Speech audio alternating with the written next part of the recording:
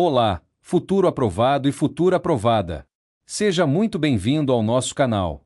Aqui, transformamos o estudo da jurisprudência em uma experiência dinâmica e acessível.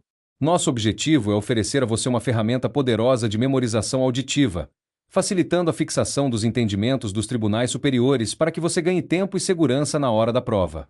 Antes de começarmos o tema de hoje, já deixe o seu like, inscreva-se no canal e ative as notificações.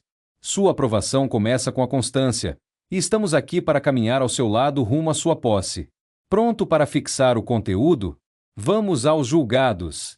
Informativo de Jurisprudência STJ número 873. Tema: Empresas Públicas e Regime de Precatórios. Processo: AGINT no RSP 2.092.441-DF. Data: 3 de novembro de 2025.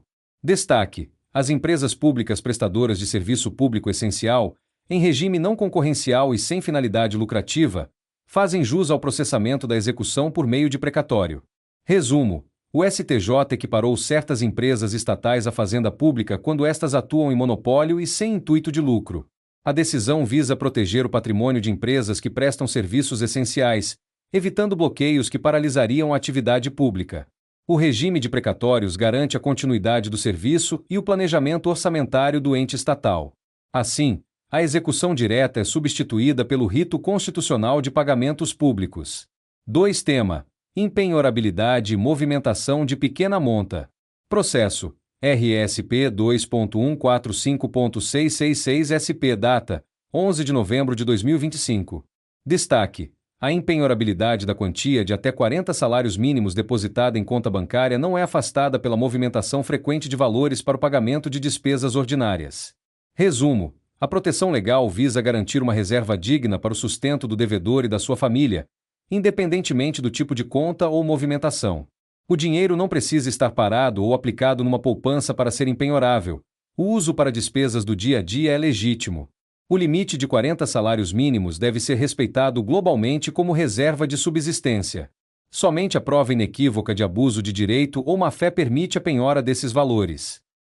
Tema: citação via aplicativo de mensagens WhatsApp. Processo: HC 874.333-PR. Data: 18 de novembro de 2025. Destaque: é nula a citação realizada por aplicativo de mensagem sem a confirmação inequívoca da identidade do citando. Resumo: embora a tecnologia seja aliada do processo, a segurança jurídica exige que o oficial de justiça certifique que o destinatário é realmente o réu. Não basta o envio da mensagem, é necessária a comprovação da leitura e o reconhecimento por fotos ou documentos do citado.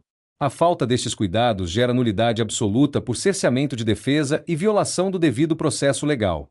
A citação via WhatsApp é possível, mas deve seguir protocolos rigorosos de identificação. Tema: dano moral por atraso em voo de curta duração. Processo: RSP 2.132.888 Rio de Janeiro. Data: 25 de novembro de 2025. Destaque: o atraso de voo, por si só, não configura dano moral in re ipsa, sendo necessária a demonstração de circunstâncias graves. Resumo: o passageiro deve provar que o atraso causou prejuízos reais, como perda de compromissos profissionais ou falta de assistência digna pela empresa.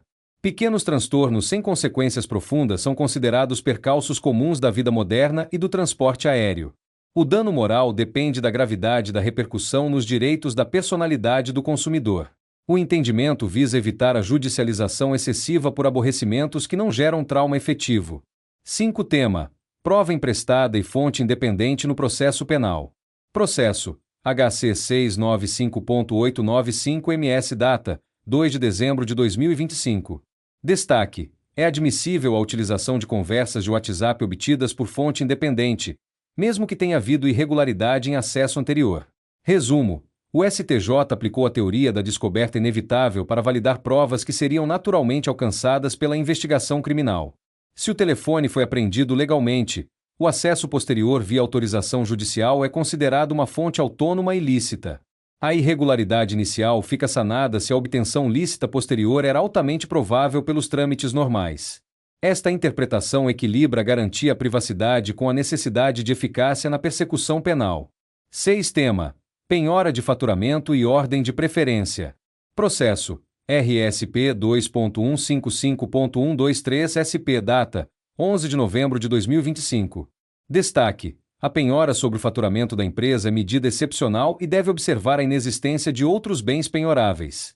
Resumo: a penhora de faturamento ocupa o 7º lugar na ordem do CPC e só deve ocorrer se o credor esgotou as buscas por dinheiro ou imóveis. O juiz deve fixar um percentual que não inviabilize o pagamento de salários e a operação básica da empresa devedora. É obrigatória a nomeação de um administrador depositário para prestar contas mensais ao juízo. A medida evita que a execução force a falência prematura da empresa antes da satisfação do crédito. 7. Tema: majoritariedade em assembleias de condomínio e voto por unidade. Processo RSP 2.144.321 MG. Data: 18 de novembro de 2025. Destaque: no silêncio da convenção, os votos devem ser computados pela proporção das frações ideais e não pelo número de unidades. Resumo: o Código Civil determina que a representação deve seguir o valor patrimonial que cada proprietário detém no todo condominial. Quem possui uma fração ideal maior tem peso de voto superior, pois também contribui com cotas maiores nas despesas comuns. Este critério protege o investimento de quem detém as maiores parcelas da propriedade coletiva. Apenas uma previsão expressa em sentido contrário na convenção de condomínio pode alterar esta regra legal. 8. Tema: interrupção da prescrição por despacho que ordena a citação. Processo AG int no ARSP 2.233.11 RS. Data: 25 de novembro de 2025. Destaque: a interrupção da prescrição retroage à data da propositura da ação, se o autor for diligente. Resumo: a demora do judiciário em realizar o ato citatório não pode prejudicar a parte que ajuizou a ação no tempo correto. Fornecido o endereço e pagas as custas, a interrupção da prescrição é garantida pela data do protocolo inicial do processo. Se a demora decorrer de desídia exclusiva do autor em fornecer dados, a retroação é afastada e a prescrição decretada. A tese preserva as pretensões do autor contra falhas e lentidão sistêmicas da máquina judicial. 9. Tema: abusividade em reajuste de plano de saúde por faixa etária. Processo RSP 2.166.555-BA. Data: 2 de dezembro de 2025. Destaque: o reajuste por faixa etária é legítimo, mas deve ser baseado em cálculos atuariais que não onerem excessivamente o idoso. Resumo: o aumento deve ser razoável e seguir as normas da ANS para não se tornar uma barreira de exclusão para os beneficiários mais velhos. Índices desproporcionais ou sem justificativa estatística clara são considerados abusivos e podem ser reduzidos judicialmente. O princípio do mutualismo justifica o ajuste, mas a proteção ao consumidor veda aumentos que inviabilizem a manutenção do plano. Cabe à operadora o ônus de provar a necessidade financeira real do percentual aplicado. Por hoje, encerramos este entendimento. Lembre-se, a aprovação não é fruto de um único dia de esforço, mas da repetição constante. Ouvir jurisprudência transforma o seu tempo passivo em vantagem competitiva. Se este conteúdo foi útil para você, não se esqueça de verificar se já deixou seu joinha e se está inscrito no canal. Compartilhe este áudio com aquele amigo que também está na luta pelos concursos. Ficou com alguma dúvida sobre o julgado de hoje? Deixe nos comentários. Bons estudos, mantenha o foco e até o nosso próximo encontro com a sua aprovação. Lembre-se que a vitória pertence àquele que melhor se prepara. Sun Tzu.